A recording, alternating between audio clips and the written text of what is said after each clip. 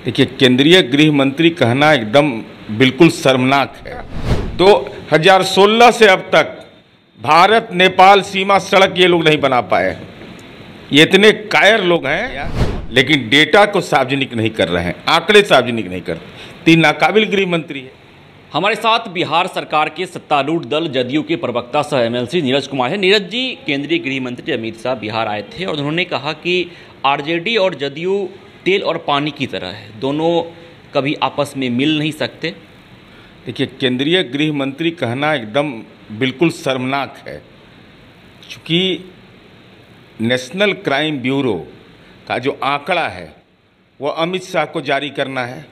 2021 के बाद ये आरोप तो लगाते हैं कि जंगल राज आ गया, ये आ गया, लेकिन डेटा को सार्वजनिक नहीं कर रहे हैं, आंकड़े सार्वजनिक नहीं करते। तीन नाकाबिल गृह मंत्री है, इसलिए इनका केंद्रीय सहकारिता मंत्री है। ये गृह विभाग के मामले में बिल्कुल ही अयोग्य है, जो डेटा सार्वजनिक नहीं करे, जिसके पास पूरे देश के अपराध के आंकड़े नहीं हो, उन मामलों की वह समीक्षा नहीं करे, तो नाकाबिल गृह मंत्री हैं। छठी दफे अमित शाह पटना बिहार दौरे पर पहुंचे थे जब से महागठबंधन की सरकार बनी है, और पिछली जितनी बार अमित शाह पहुंचे थे तो लगातार वो नीतीश कुमार के साथ साथ लालू यादव पर भी हमलावर रहते थे, लेकिन इस बार नीतीश कुमार पर सॉफ्ट दिखे। उन्होंने कहा कि नीतीश कुमार इनएक्टिव हो गए हैं और लालू यादव एक्टिव हो गए हैं, और अगर लालू यादव एक्टिव हो गए हैं तो आप समझ सकते हैं कि बिहार की क्या हालात होगी।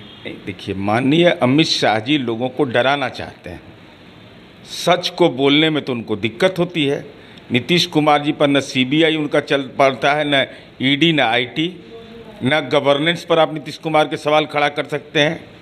तो ये नज़रिया जो आपका है, यह नज़रिया यह बताता है, और किसको कह रहे हैं इनएक्टिव और एक्टिव। अगर यह पैमाना आपका आदरणीय अमित शाह जी है नीतीश कुमार जी के बारे में, तो प्रधानमंत्री भी इनएक्टिव है। प्रधानमंत्री ने तो दरभंगा एम्स का उद्घाटन कर दिया। ये टंग ऑफ स्लिप नहीं हो सकता है ये तो और आप कह रहे हैं कि वहाँ पर अब बनेगा ही नहीं।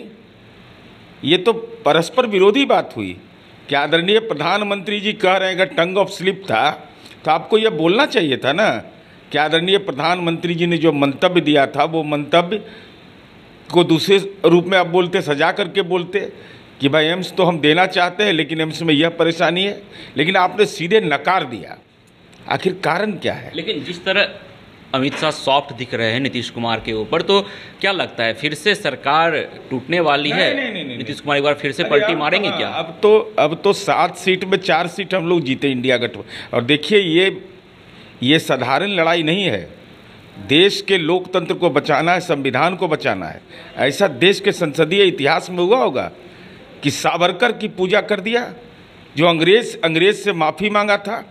सरदार वल्लभ भाई पटेल का फोटो नहीं, नेहरू का फोटो नहीं, मौलाना अबुल कलाम आज़ाद का फोटो नहीं, राष्ट्रपिता महात्मा गांधी का फोटो नहीं, डॉक्टर भीमराव अम्बेडकर का फोटो नहीं।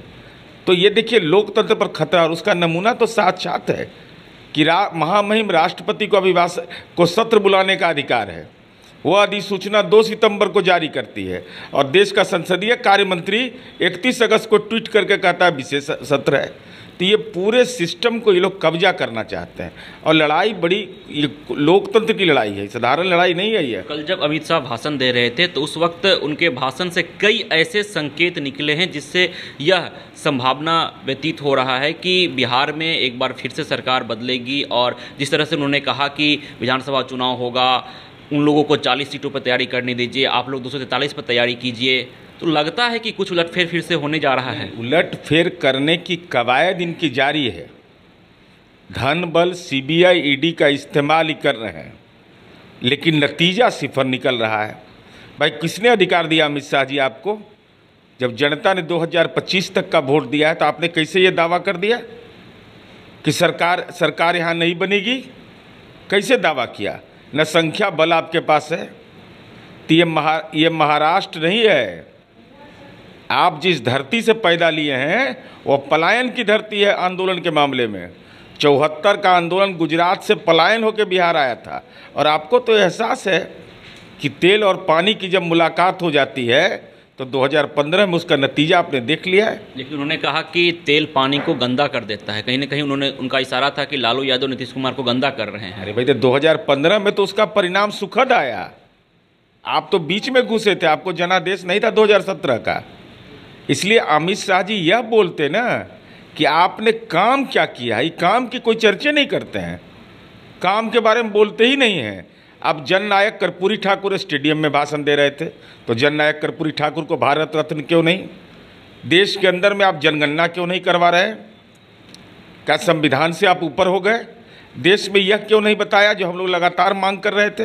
वे पिछड़ा अति पिछड़ा का कक्षा 1 से 8 तक आपने छात्रवृत्ति बंद कर दिया। सवर्णों को जो 10% आरक्षण दिया है, आज हालात यह है कि उनको आप आर्थिक मदद नहीं करते पढ़ने के लिए। भाई, नौकरी कितना दिया? सनातन धर्म वाले कितने लोगों को नौकरी दिया? ये तो आप बताते नहीं हैं। यह बताते नहीं हैं, कभी चेक पोस्ट का उद्घाटन करने चले जाएं, कभी आवासीय परिसर का। 2016 से अब तक भारत नेपाल सीमा सड़क ये लोग नहीं बना पाए। ये इतने कायर लोग हैं। और किसको कह रहे हैं आप शरणार्थी? मिजोरम में आपकी सरकार, असम में आपकी सरकार, त्रिपुरा में आपकी सरकार, बांग्लादेश के सीमा से जुड़ा हुआ तो भारतीय जनता पार्टी की सरकार है। किसको प्रवचन दे रहे हैं आदरणीय अमित शाह जी? मैं यह समझता हूं कि आदरणीय अमित शाह जी, आप देश के केंद्रीय मंत्री हैं, आपको अपने 9 वर्ष की उपलब्धियां बताना चाहिए, तब आलोचना करते तो बेहतर होता। तो आप उपलब्धि बता नहीं रहे हैं, केवल निगेटिव बात कर करके दिमाग में निगेटिविटी आ गया है। और इस सनातन धर्मी है, तो गणेश जी का जाप किए थे कल, मंत्र वहाँ पढ़ते ना श्री गणेशाय नमः, वहाँ से शुरू करते ना भाषण। भाई, सनातन धर्मी वह कैसे हो सकता है जिसने 2416 मंदिर तुड़वा दिया? बताइए ना। माँ सीता, इन लोगों का दोहरा चरित्र कितना है। जय श्री राम का नारा लगाते हैं अयोध्या में, पूरे देश में, और जब यहाँ आते हैं तो सिया राम बोलते हैं। तो सीता से राम को अलग कर रहे थे क्या? भाई, जगत जननी सीता है, तो आपने क्यों नहीं रामायण सर्किट बनाए थे? तो बताते ना रामायण सर्किट में क्या किए।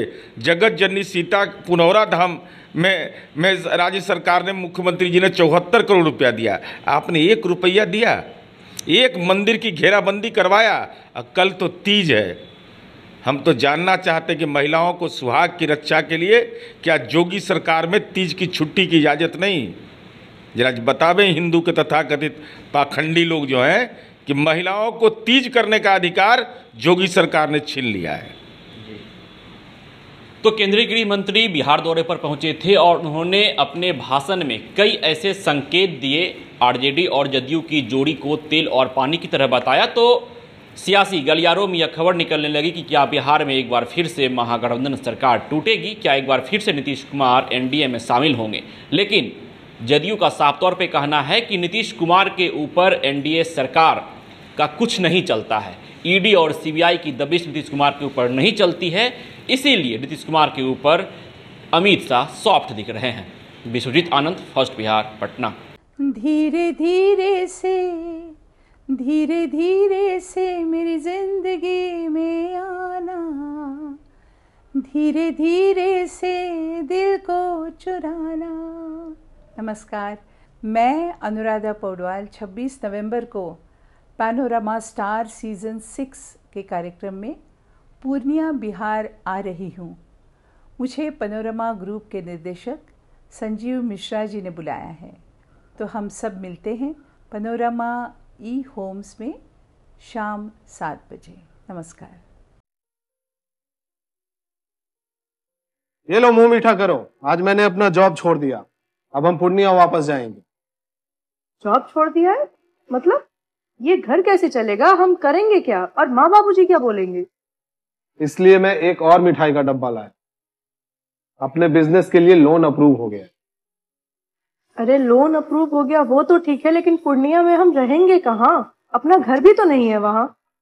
इसलिए तो एक और मिठाई का डब्बा अलग से लाया हूँ। हमने पूर्णिया में घर ले लिया है, पूर्णिया के ई होम्स पैनोरमा में।